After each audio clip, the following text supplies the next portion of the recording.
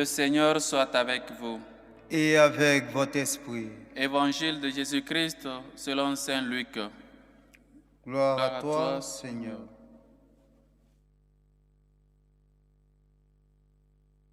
En ce temps-là, du milieu de la foule, quelqu'un demanda à Jésus, « Maître, dis à mon frère de partager avec moi notre héritage. » Jésus lui répondit, « Homme, qui donc m'a établi pour être votre juge ou l'arbitre de vos partages ?» Puis, s'adressant à tous, « Gardez-vous bien de toute avidité, car la vie de quelqu'un, même dans l'abondance, ne dépend pas de ce qu'il possède. » Et il leur dit cette parabole. Il y en avait un homme riche dont le domaine avait bien rapporté. Il se demandait, « Que vais-je faire? Car je n'ai pas de place pour mettre ma récolte. » Puis il se dit, « Voici ce que je vais faire. Je vais démolir mes greniers, j'en construirai de plus grands, et j'irai et j'y mettrai tout mon blé et tous mes biens. Alors je me dirai à moi-même, te voilà donc avec de nombreux biens à ta disposition pour de nombreuses années. Repose-toi, mange, bois, jouis de l'existence. » Mais Dieu lui dit, « Tu es fou. Cette nuit même, on va te redemander ta vie. Et ce que tu auras accumulé, qui l'aura? Voilà ce qui arrive à celui qui amasse pour lui-même au lieu d'être riche en vie de Dieu. »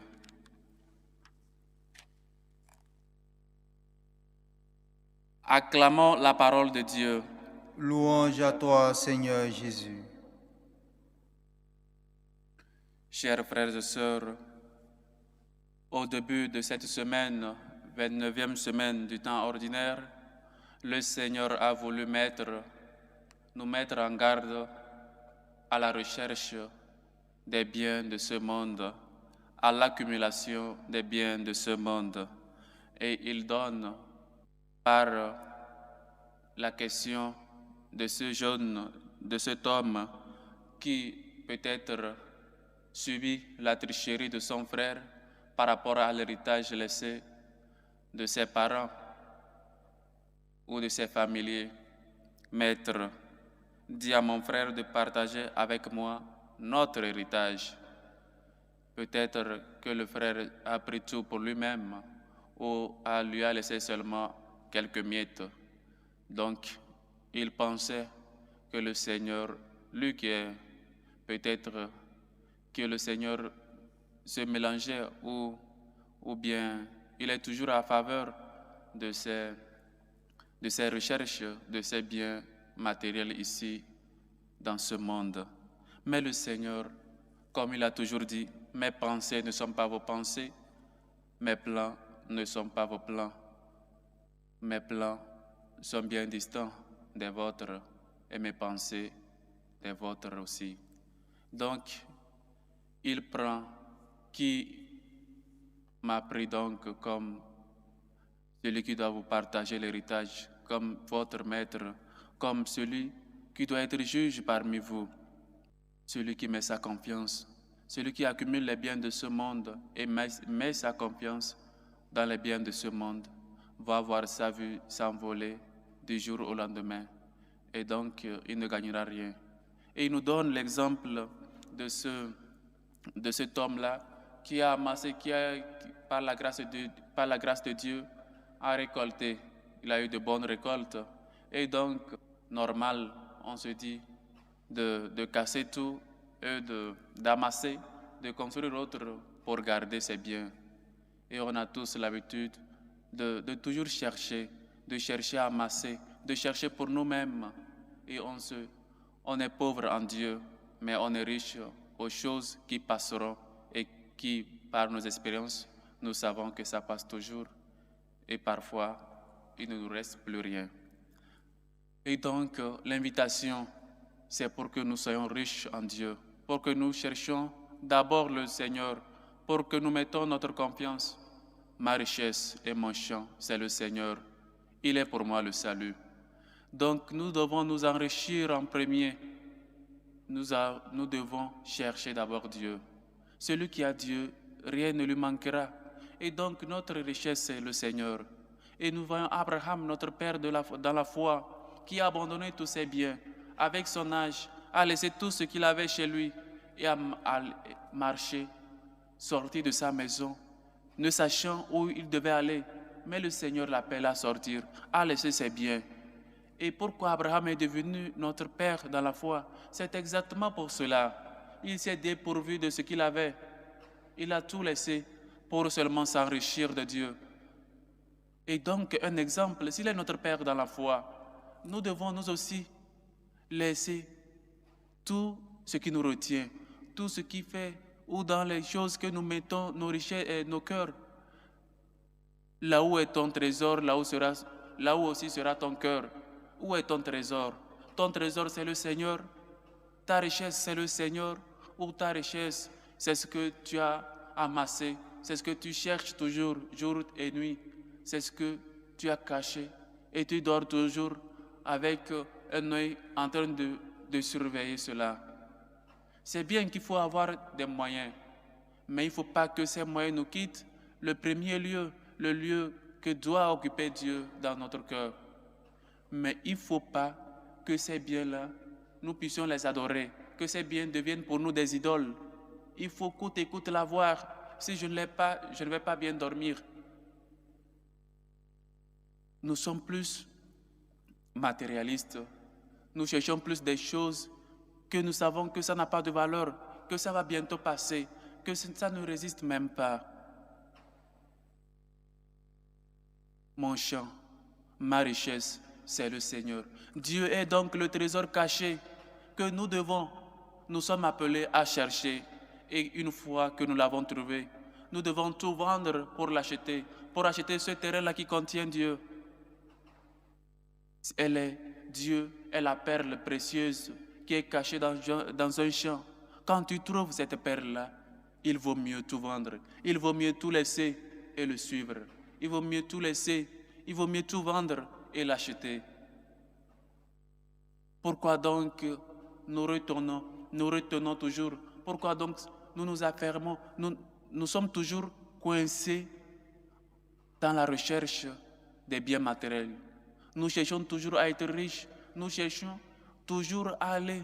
Et s'il faut faire du mal pour l'avoir, on est parfois capable. Nous voyons comment ce monsieur qui demande à Jésus dit à mon frère de partager avec moi notre héritage. C'est clair que le frère ne veut pas partager, ou il a dû seulement donner quelque chose au petit frère pour lui dire voilà, combien de fois l'héritage laissé par nos parents nous divise, combien de fois les biens laissés par nos parents fait que même nous les chrétiens, on se tue à cause de ce qu'on nous a laissé. On n'a pas encore su que notre richesse, que c'est seulement pour Dieu. C'est seulement Dieu que si nous avons Dieu, nous avons tout. Il faut encore des preuves pour nous convaincre de l'amour que Dieu a pour nous. Il faut d'abord nous montrer comment chercher Dieu. Chers frères et sœurs, notre richesse, notre salut, c'est le Seigneur. Il faut être riche dans le Seigneur. Il faut, comme Abraham, laisser tout ce que nous avons pour suivre le Seigneur. Et nous avons écouté la fois dernière, comme il a envoyé les disciples, il a dit de ne rien porter, ni argent, ni or, ni des habits pour échanger, pour s'échanger après. Il faut mettre sa confiance dans le Seigneur. Les animaux du ciel n'ont pas des trucs, ils n'amassent pas, ils n'ont pas des lieux où ils ramassent et puis ils gardent. Mais le Père célestial les nourrit chaque jour. Nous, on vaut mieux que les animaux, on vaut mieux que les oiseaux, les pigeons. Mais notre Père toujours est soucieux d'eux. Et donc nous pensons que si nous cherchons Dieu, quelque chose va nous manquer. C'est parce que nous n'avons pas foi dans le Seigneur, parce que nous ne mettons pas en lui notre confiance. Il faut chercher Dieu. Et voilà la réponse que dit le Seigneur à ce monsieur qui dit, je sais ce que je vais faire. Je vais tout casser et je vais reconstruire de plus grands greniers. Et le Seigneur dit, tu es fou. Voilà la folie de l'homme. La folie de l'homme, c'est d'amasser.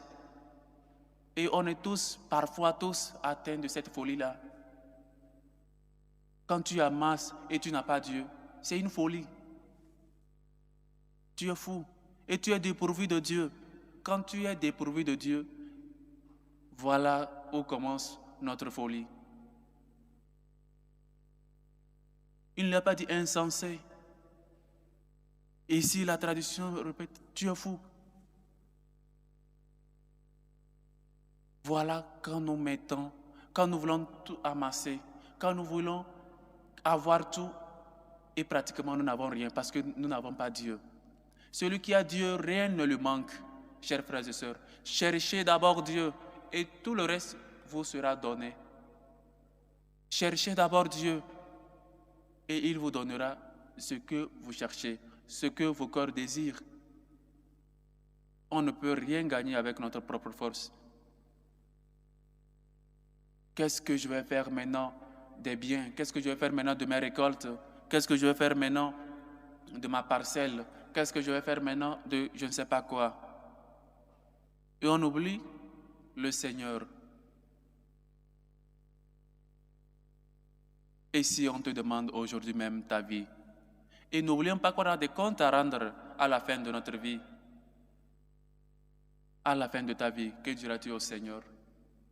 Qu'il a été ta richesse, qu'il a été ton trésor et que ton cœur est toujours là-bas, qu'il a été cette perle précieuse que quand tu l'as rencontrée, tu as tout vendu pour acheter ce terrain-là, que tu as tout pour suivre, tu as tout laissé pour suivre le Seigneur, ou bien encore il y a quelque chose qui nous retient, il y a ces richesses, ces petits trucs qui nous retiennent pour suivre totalement le Seigneur, pour mettre totalement notre confiance dans le Seigneur. Où est ta richesse? Dieu est ta richesse. Dieu est ton trésor. Dieu est la perle précieuse que tu as trouvée, que tu cherches encore. Ou bien tu cherches à élargir tes gains, à élargir tes sources de revenus, à garder bien ton argent parce qu'on ne sait jamais, parce qu'on sait quoi. On pense plus au futur, c'est bien. Mais si on a Dieu dans notre vie, c'est plus meilleur. Si notre richesse c'est le Seigneur, c'est plus beau. Et suivons l'exemple d'Abraham, notre Père dans la foi, qui a tout laissé à son âge pour suivre l'appel de Dieu, pour aller où Dieu le voulait. Où est ton trésor? Là où est ton trésor, là où aussi sera ton cœur. Et parfois on est inquiet, on est troublé, parce qu'on pense que là où on a caché, peut-être quelqu'un a vu là-bas, où on est cette insécurité. Quand on met notre confiance dans les biens de ce monde, on vit toujours avec une insécurité, avec l'insécurité totale, parce qu'on ne sait pas ce qui peut arriver. Et quand on est toujours dans on ne sait pas ce qui peut arriver demain, on est des gens qui n'ont pas d'horizon, parce qu'on a mis notre confiance en ces biens qui peuvent finir du jour au lendemain, qui ne nous donnent même pas la joie qu'on désire, parce que l'homme a toujours besoin de Dieu dans sa vie, parce que l'homme aspire à une joie que seulement Dieu seul peut combler, lui qui est la source vive. Chers frères et sœurs, que cet évangile nous rappelle que notre richesse doit seulement être le Seigneur, que nous devons tout faire pour avoir le Seigneur dans notre vie. Nous devons tout vendre pour l'avoir. Et si nous l'avons, restons avec lui. Que c'est beau d'être avec le Seigneur.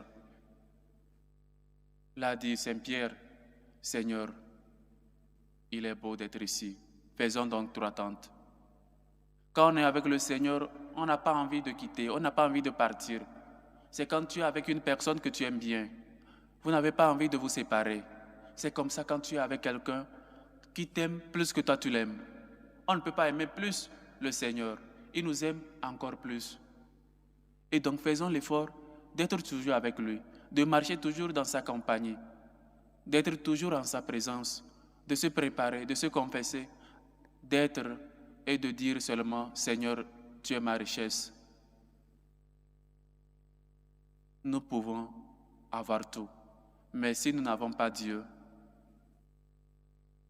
rien ne nous sert. Vanité de vanité, tout est vanité.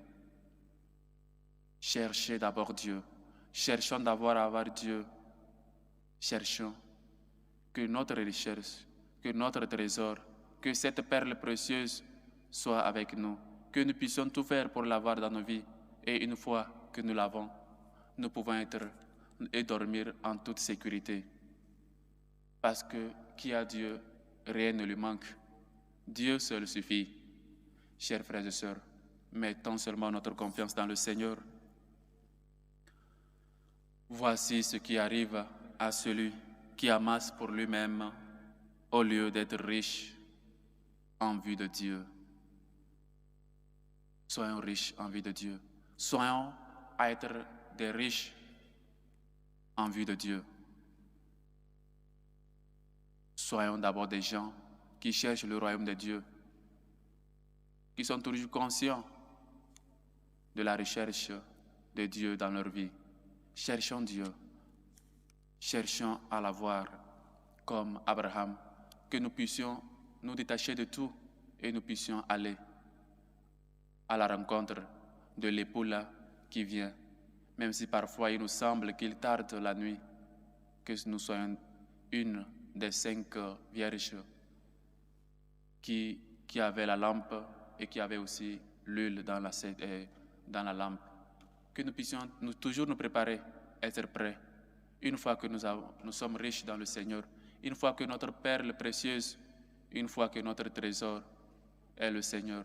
Et où est ton trésor? Là où sera ton cœur. Et que nous puissions jouir de la richesse en vie de Dieu. Que le Seigneur nous aide et que sa miséricorde nous réconforte.